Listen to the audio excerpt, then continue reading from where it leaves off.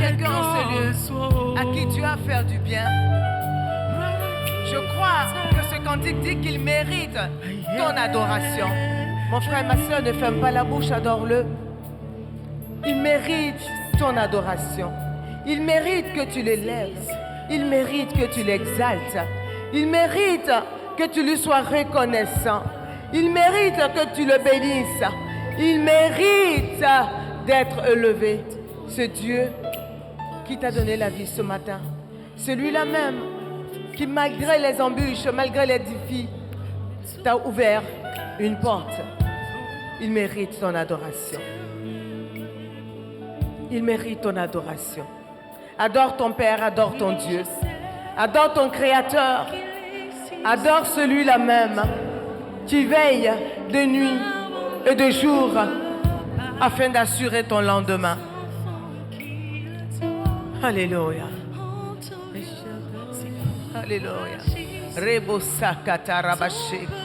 Éternel, ce matin, nous sommes là. Nous nous prosternons devant ta face, ô précieux Père, pour t'adorer, pour te célébrer, pour te magnifier. Oui, Seigneur, ce jour est un jour de gloire.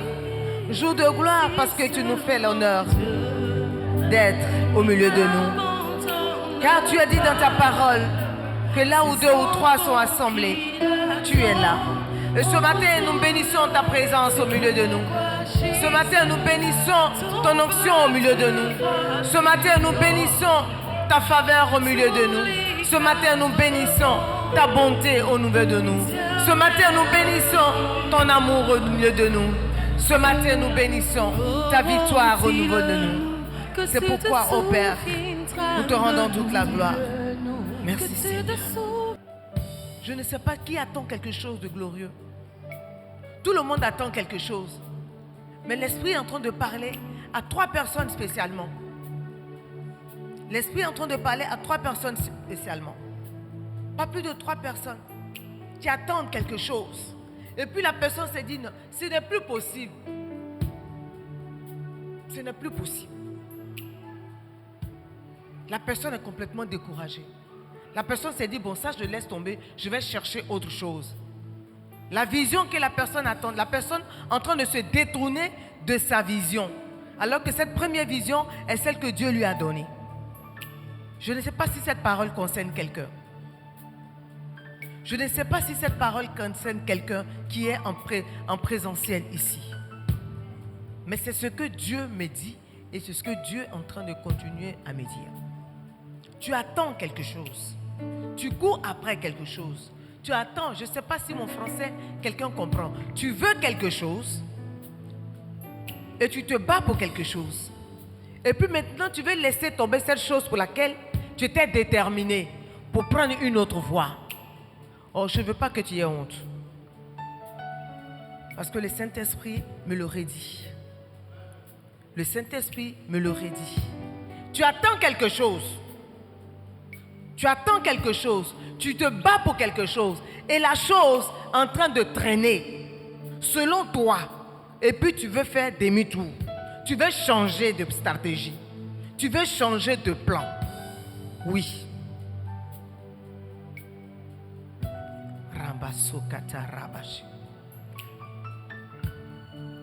Ne crois pas que parce que tu attends des milliards, c'est ça qui attend quelque chose. Même si tu attends 10 000, c'est quelque chose.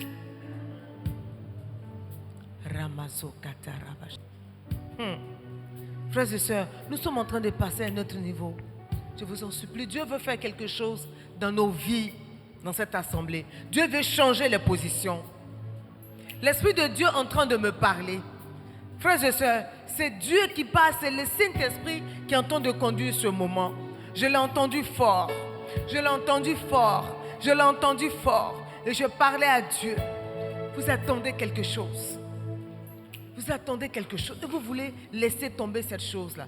Parce que pour toi, tu dis, ça a trop duré. Président, tu dis non, celle-là, ce n'est plus possible. Je vais changer. Je vais voir autre chose. Ce que je voulais là, je pense que ça ne va pas aller. Je pense que ce projet ne va pas aboutir. Je vais faire demi-tour. Ce matin, le Seigneur me charge de te dire, ne laisse pas tomber. Ne laissez pas tomber, vous qui êtes devant. Parce que la porte qui vous résistait s'ouvre au nom de Jésus. La porte qui vous résistait va s'ouvrir. L'homme qui vous résistait va s'incliner. Les personnes qui vous résistaient vont s'incliner. Le projet qui tardait à rentrer va rentrer. La chose que ta main n'arrivait pas à cueillir, qui est comme un fruit qui est sur l'arbre là, tu n'auras pas besoin de sauter. Je dis, tu vas cueillir la chose.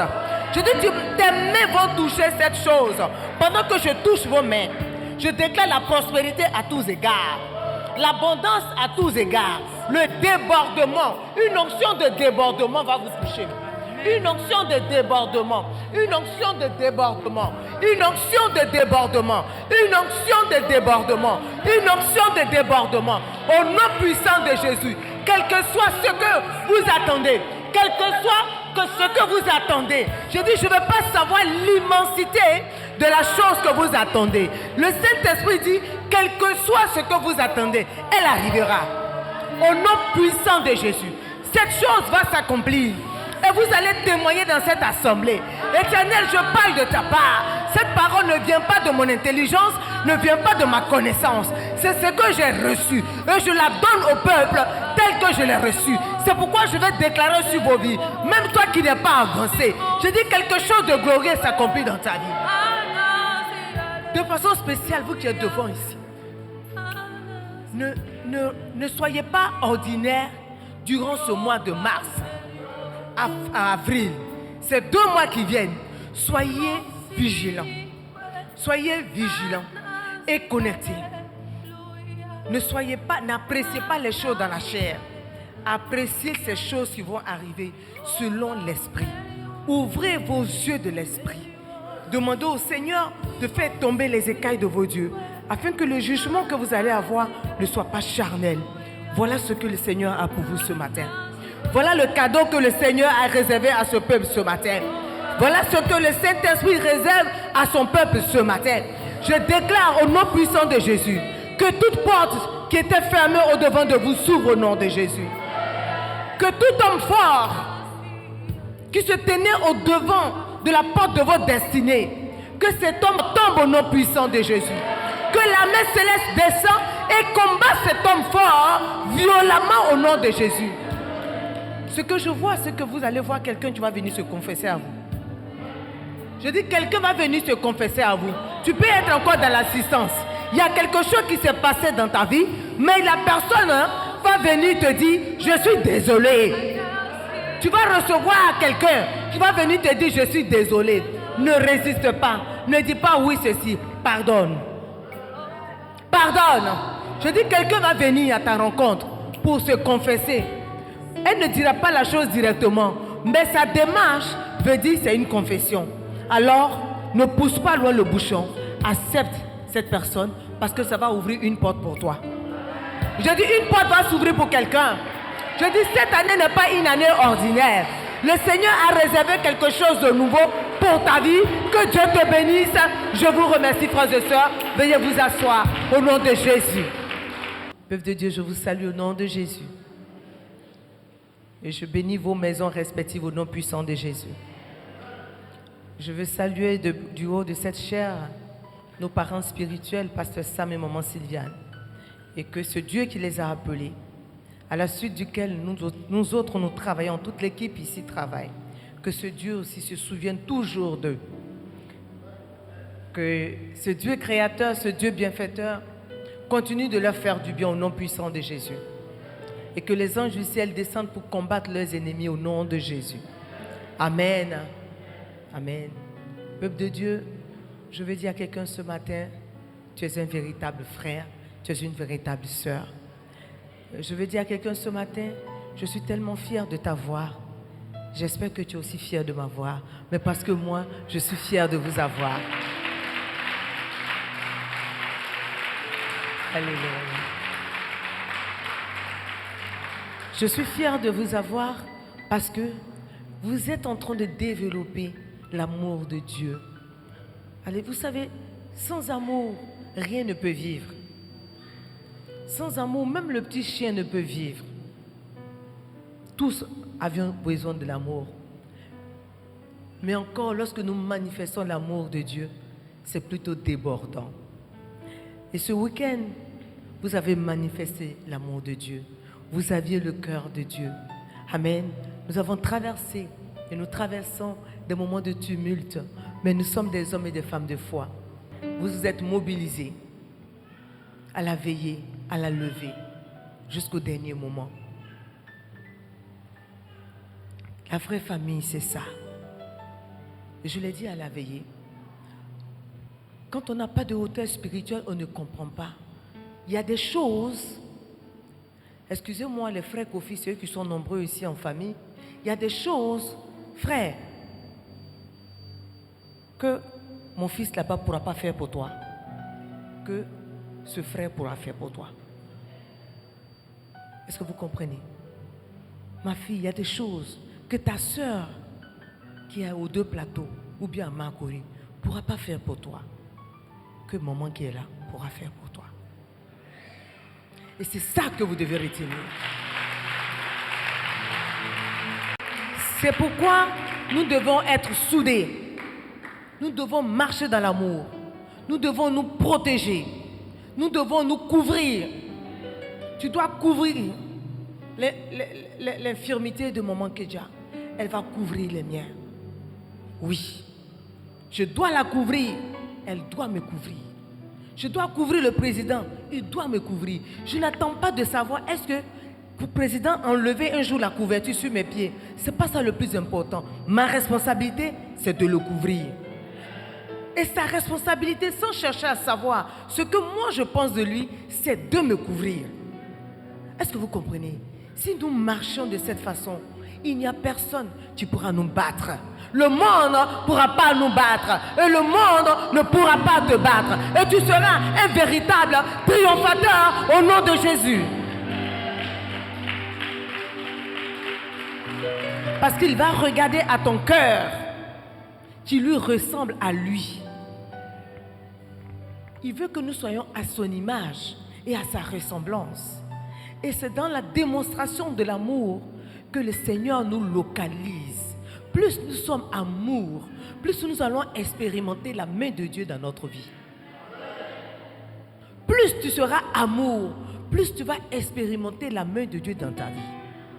Cela veut dire plus tu es amour, plus le miracle que tu attends va s'accomplir dans ta vie. Plus tu seras amour, plus les barrières vont exploser au-devant de toi. Plus tu seras amour, plus il y a des combats que tu ne mèneras plus. Parce qu'avant que tu n'arrives sur le front, quelqu'un a combattu le combat pour toi. Oh, je dis, je vois des hommes comme une armée de Josaphat en train d'avancer. Oui, c'est ça la vie. Frères et sœurs, tu peux venir à l'église tous les jours et la vie ne change pas. Mais tu as besoin de ce type de révélation pour faire avancer ta vie. Et nous sommes dans une année de la rédemption et de la révélation. Je ne sais pas si tu crois en cela, acclame fort.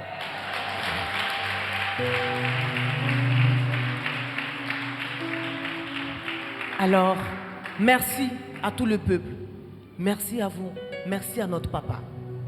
Merci à tous les leaders qui ont organisé. Ce n'était pas évident parfois, mais on n'a pas regardé aux situations. On a regardé au cœur qu'on avait.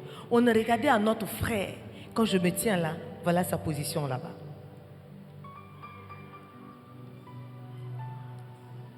Mais aujourd'hui, je ne sais pas pourquoi il est debout là-bas. Alors, il est debout là-bas. Voilà. Tu as regardé à cet homme, à ce jeune monsieur qui était avec toi. Mais tu n'as pas regardé au fait d'un inconnu. C'est lui qu'on connaît, c'est lui qu'on aime et c'est lui qu'on aimait. Et c'est pour lui qu'on agissait. On ne le faisait pas pour quelqu'un. C'est pourquoi tu as accepté cette situation, tu as enduré. À vous les responsables, que Dieu vous bénisse.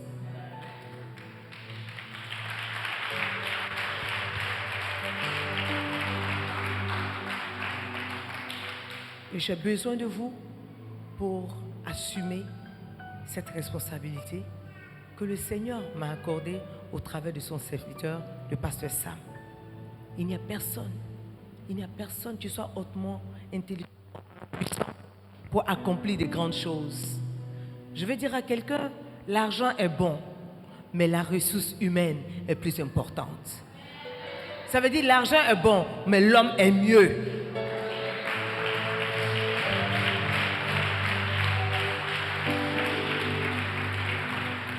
L'argent est bon.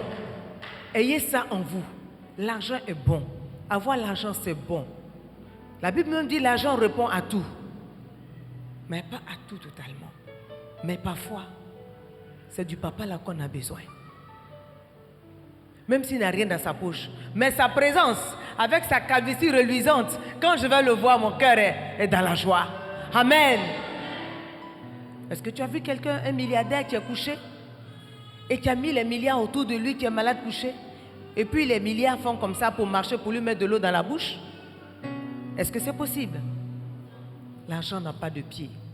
L'argent n'a pas de bouche. L'argent n'a pas de main. Tu as besoin d'un homme. Tu as besoin d'une femme pour rentrer dans ta destinée.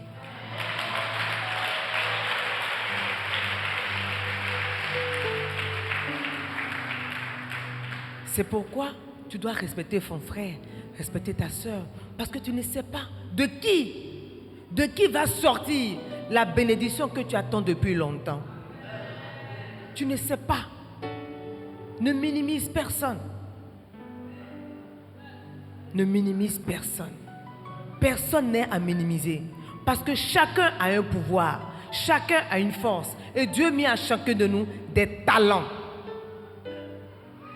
Nous avons chacun de nous des talents. Et parfois, c'est l'ignorance de nos talents qui font que nous paraissons faibles.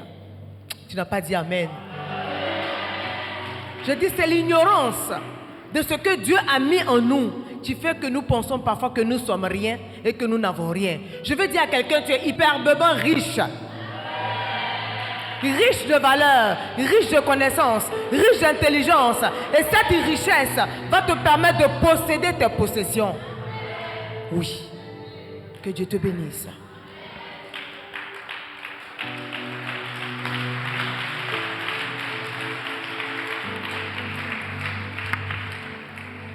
Et ce matin, l'Esprit de Dieu est en train de nous conduire différemment.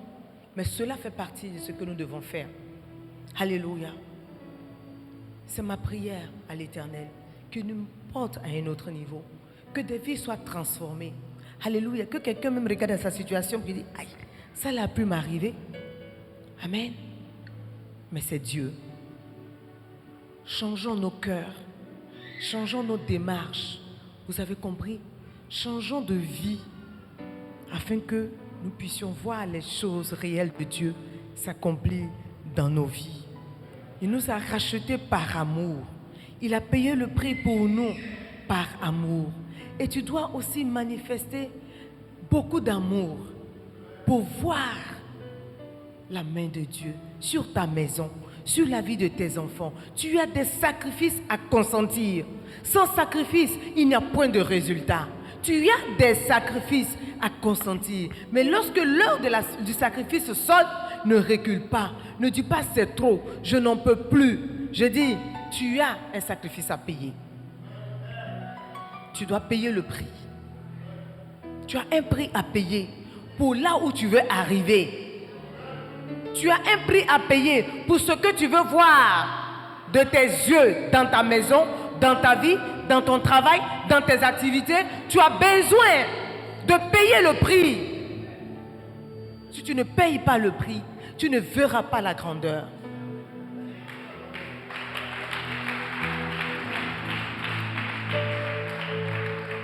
Alors, si tu laisses une certaine émotion te saisir, une certaine émotion te conduire, tu ne pourras pas voir tous ces prodiges, tous ces miracles, tous ces signes apparaître dans ta vie. Il y a une émotion, il y a un esprit dont tu devras te débarrasser. Il y a un esprit, c'est un esprit fort et coriace qui règne au milieu de nous, que tu devras te débarrasser. Cet esprit est l'esprit de peur. Ce matin, le Saint-Esprit veut dire à quelqu'un, chasse la peur de ton esprit et surmonte tes limitations. Celui qui va chasser la peur de son esprit va surmonter ses limitations. Aussi longtemps que tu vas marcher dans la peur, dans la crainte, dans le doute, tu te limites.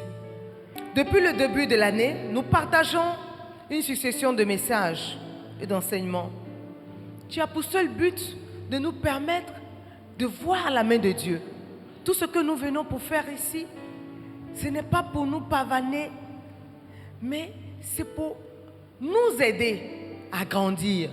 Parce que je ne veux pas que tu grandisses sans moi, je vais grandir avec toi. Moi aussi, je dois grandir. Alléluia. Nous devons grandir ensemble. Amen. Nous devons vivre une vie chrétienne réussie, une vie chrétienne paisible, une vie de gloire. Et cette vie de gloire ne peut être expérimentée si nous naviguons dans une mare de peur, dans une onction de peur. Parce que l'onction de peur aussi existe. Alléluia. Tu dois rejeter la peur. Tu dois chasser la peur de ton cœur. Alléluia. La peur, qu'est-ce que c'est? Quelqu'un peut me dire qu'est-ce que c'est que la peur ici? Quelqu'un peut me définir un peu la peur? Pour toi, la peur, c'est quoi? Pour quelqu'un, la peur, c'est quoi? C'est quoi la peur, papa? Oui, vas-y. La peur, c'est quelque chose qui effraie. C'est très bien, papa. Est-ce qu'on peut acclamer pour lui? La peur, c'est quelque chose qui effraie. Je vais ajouter pour dire la peur, c'est le fait d'être effrayé. C'est ça. Le fait d'être effrayé. Par quoi? Par qui? Le fait d'être effrayé par une situation. Le fait d'être effrayé par des circonstances. Le fait d'être effrayé par l'atmosphère.